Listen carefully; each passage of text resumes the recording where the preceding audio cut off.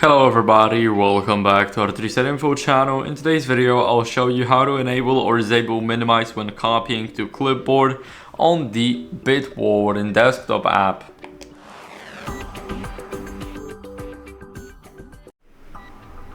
So first, what you guys want to do is go over to File and then go to Settings. Right here in the settings, let me close the security and the app settings because we do not need both of them. We will have preferences. Now right here we will have the minimize when copying to clipboard, and as you guys can see, minimize application when copying an item's data to the clipboard. So basically when you're copying a password username, the app will simply minimize. So it's very cool for obvious reasons.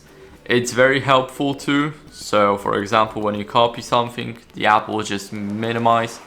And let's say you want to log into your YouTube account.